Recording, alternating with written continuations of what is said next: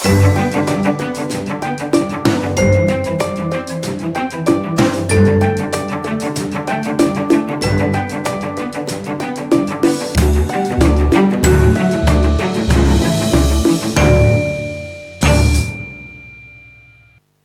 warga, Assalamualaikum.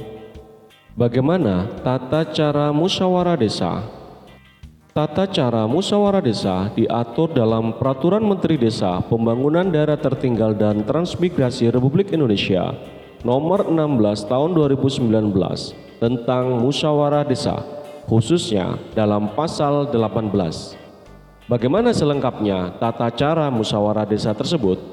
Simak terus video ini. Namun sebelum kita lanjutkan, bagi warga yang baru tahu channel ini, silakan klik subscribe dan tekan loncengnya biar warga mendapatkan informasi video terbaru dari channel ini. Pasal 18 menerangkan tentang tahapan musyawarah desa, terdiri atas 1. Persiapan dan 2. Pelaksanaan. Persiapan dalam musyawarah desa diatur di dalam pasal 19, yakni BPD mempersiapkan penyelenggaraan musyawarah desa berdasarkan rencana kegiatan dan rencana anggaran biaya. Rencana kegiatan sebagaimana dimaksud meliputi 1. Pemetaan aspirasi dan kebutuhan masyarakat, 2. Sarana dan prasarana pendukung, dan 3. Peserta undangan dan pendamping. Rencana anggaran biaya harus disesuaikan dengan kondisi keuangan desa. BPD menyampaikan surat pemberitahuan kepada pemerintah desa perihal rencana penyelenggaraan musyawarah desa yang meliputi 1. Permintaan untuk menyiapkan bahan pembahasan berupa dasar pemikiran, konsep, dan manfaat hal strategis yang akan dimusyawarahkan. 2. Penyiapan biaya penyelenggaraan musyawarah desa, dan 3. Penyediaan sarana pendukung kegiatan dalam musyawarah desa. Dalam persiapan musyawarah desa tersebut, BPD melaksanakan rapat untuk menyusun pandangan resmi terhadap hal strategis yang akan dimusyawarahkan berdasarkan aspirasi masyarakat yang sudah digali, ditampung, dan diolah. Pandangan resmi BPD dimuat dalam berita acara hasil musyawarah BPD. Berita acara hasil musyawarah BPD ditetapkan oleh pimpinan atau unsur BPD. Jadi, bagi masyarakat yang baru tahu, musyawarah desa dan musyawarah BPD adalah dua hal yang berbeda, meskipun musyawarah desa dipimpin oleh BPD. BPD membentuk panitia pelaksana musyawarah desa yang ditetapkan dengan keputusan BPD.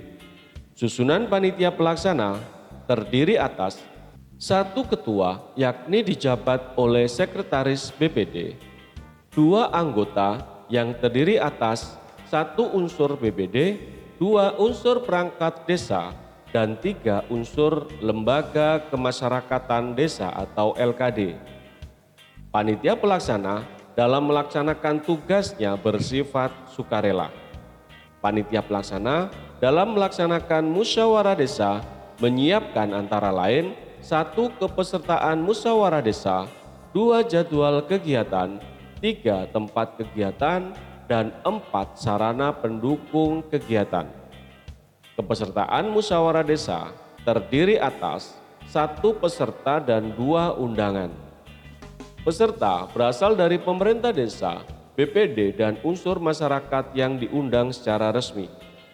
Undangan sebagaimana dimaksud merupakan setiap orang selain warga desa yang diundang hadir sebagai undangan.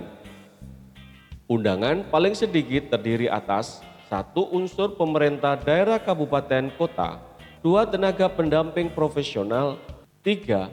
Bintara Pembina Desa atau Babinsa, dan 4. Bayangkara Pembina Keamanan dan Ketertiban Masyarakat.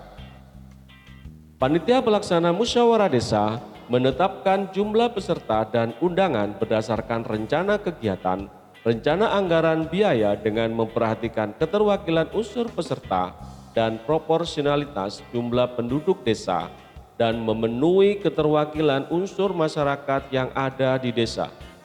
Peserta diutamakan yang berkaitan langsung dengan hal yang bersifat strategis yang dibahas dalam musyawarah desa dan mampu menyampaikan aspirasi kelompok yang diwakilinya.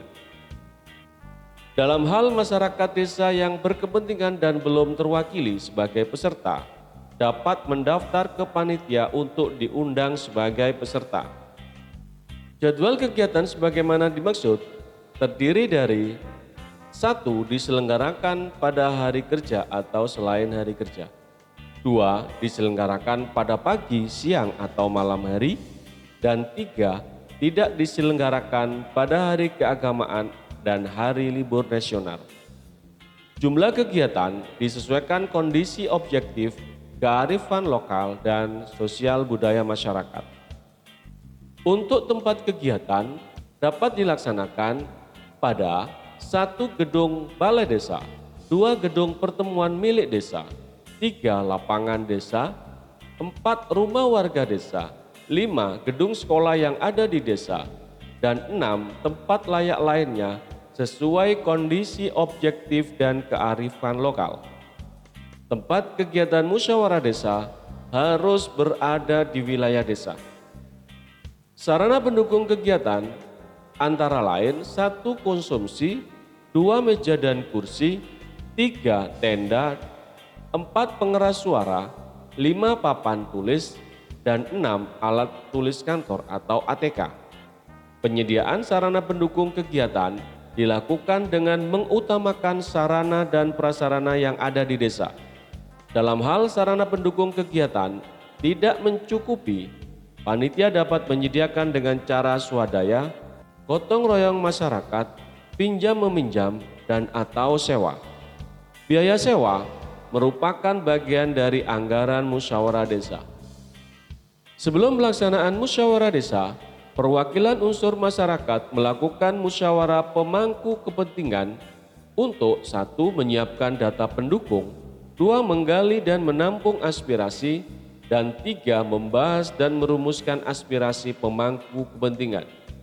Hasil musyawarah pemangku kepentingan sebagai bahan dalam musyawarah desa.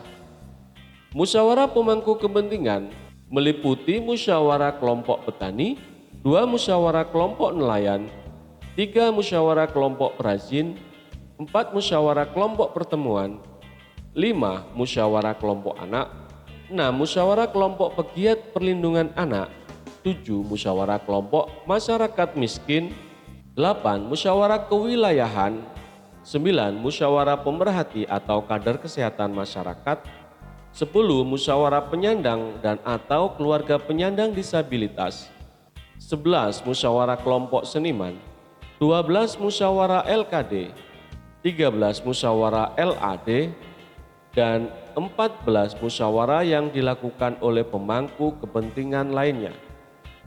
Hasil keputusan musyawarah pemangku kepentingan dituangkan dalam berita acara yang ditetapkan oleh Ketua Kelompok Pemangku Kepentingan dengan dilampiri notula dan data yang diperlukan.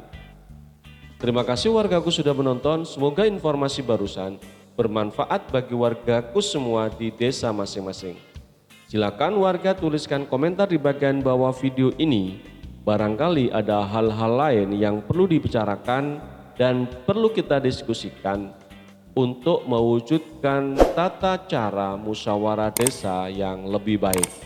Dan jika video ini bermanfaat, jangan lupa warga untuk klik like and share. Salam Desa Maju.